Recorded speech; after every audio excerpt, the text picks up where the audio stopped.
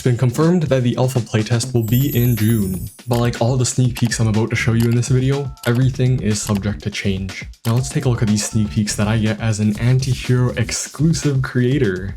Stick around till the end for some juicy speculation on proximity chat. Now starting off with the actual tutorial, we have an actual tutorial now. We start off as Ray walking through the tutorial with these green arrows guiding us where to go. It's explained way better than before. We have these 0 bot dummies that we shoot.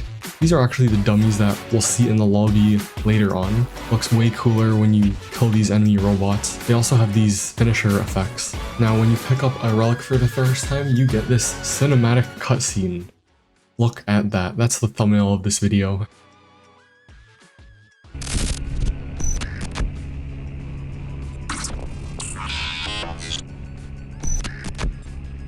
I guess we got some lore, if you want to call it that. Shade sort of helps you fight the bots, but she mostly just shoots air, just like real Shade players.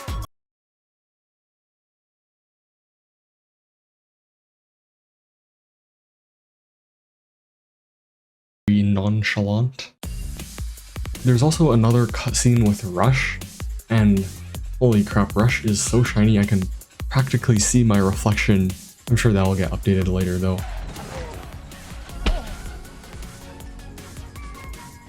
We even end up fighting the world boss. I guess this is the developer's way of showing us the penalty for dying in Misfits, and then Rush also blames you for everything, so that's cool. I don't know if you guys heard that, but there are a lot of new sound effects. It's so good. It's so good. I'm gonna open chests just because they have these satisfying the ding, ding, ding, ding, ding, ding. They've added sound effects for so many things like opening chests, destroying things, extracting, even the emote menu. Let's go over some new map changes. There are two really big changes. The physics system has been updated a bit. The objects in the map react really differently than before. They're a lot less stiff. The developers also posted this earlier where Beats Alt makes a freaking tornado. Like he sucks in literally everything that exists. And holy crap, that looks fun. In fact, it looks like the developers are having too much fun. But you can now fall off ledges. If there isn't a railing, you could just walk off. Doesn't look like you take fall damage. I like to think that they took the bug with Drip's ultimate and straight up turned it into a feature. They're also testing a smaller map, about 1/4 of the old map's size. So at first I was worried that making the map smaller might reduce the fun that we could have with the environment, but I think this is overall going to be a decent change. If they have a smaller map, that means that we'll be seeing other players more. This will mean more chaotic fights, more tense moments where you're not sure, are these groups of people going to betray me, or are we going to work together to kill the world boss? What's going to happen? Now, I have some bad news. I want to talk about the upcoming playtest, and I say that it's bad news because there is an upcoming playtest before that June playtest. It's going to be completely for new players that have never touched Misfits before. This weekend, the developers are gathering new players to test the new onboarding system for Misfits. And the reason that it's only going to be for new players is because last playtest, the experienced veterans kind of ruined the new player experience by just destroying them. Basically, we absolutely dunked on all the noobs. But yeah, this pretty much ruined their first time experience. So the developers want to have this controlled playtest where they only have new players so they can test if these onboarding systems are good for the game. This is really important for the long run because if they can't have new players stay in Misfits, then Misfits won't be that successful as a game. Alright, we're in the lobby, and then cinematic cutscene. Ooh, very cool, very cool.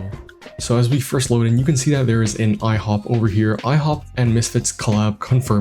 So it looks like the sentient robot relic decoder got replaced by this cool looking tube thing. Alright, I'm gonna walk you guys through the lobby now and show you everything that I found interesting. First up, we have these training dummies that we saw earlier. If we don't get a training area in Misfits, I don't know what to say. There's gonna be a training area, just trust me. We also have the fighting ring here. Please add an area where I can mindlessly shoot at people in the lobby. We got a lot of pizza. Those are some really cool green rugs. These rugs are everywhere. Can I buy one of these rugs from the Antihero shop eventually? We see a lot more lore around this lobby. Maybe this is a crafting area. I think they just straight up took a train and cut it in half. This is the shop here, not an IHOP, unfortunately. Are those explosive barrels? Can I buy explosive barrels? That's so weird. I mean, I would really love it if I could just chuck an explosive barrel at someone like I'm playing the finals. I think Frank mentioned a long time ago that they could make a shop where you buy gear. Maybe you can buy power-ups here too. We got a really nerdy looking setup here with another one of those cool carpets. What in the world is that? Is that a band logo or is that someone's signature? I don't know, that looks cool though. Looks like here we got some Minecraft enchanting table language. It says an and san as nas and sans nasas. Is that the relic decoder? Did they just retire him and put him in this corner here? That's kind of funny. More Minecraft enchanting table language. I think this might be the system for like decrypting messages. In the lore, there's something about this like audio player to decipher messages, so that's probably what this is for. That looks so detailed. Some sort of jet engine? What is that? Are we gonna be fighting planes in Misfits? Looks like we have a DJ setup over here. I wonder if that's for Beat. Does he play the drums and use the DJ setup? The relics now have a cool shiny opening screen. But an interesting thing that you'll notice is they actually now give hero XP and relic shards. So before they only gave one or the other depending on if you already had the relic or not. Now it's simplified. You can use these points to upgrade your hero skill tree and the relic skill tree. There's also these UI changes to the relic menu, and wow, it just looks amazing. Multiple heroes now get affinity to a single relic.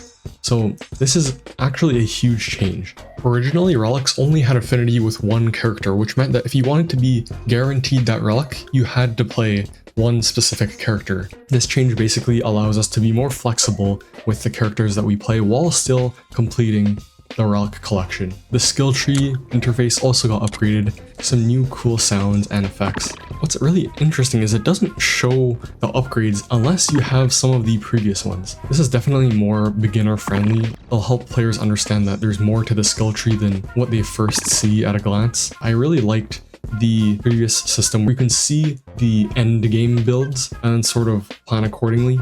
Hopefully there's still a way to see that. Now for the juicy speculation. Like I said at the start, I have really good reason to believe that we'll be getting proximity chat in this game. Bryce put this on the Antihero website, so it's probably true. Can I play with friends?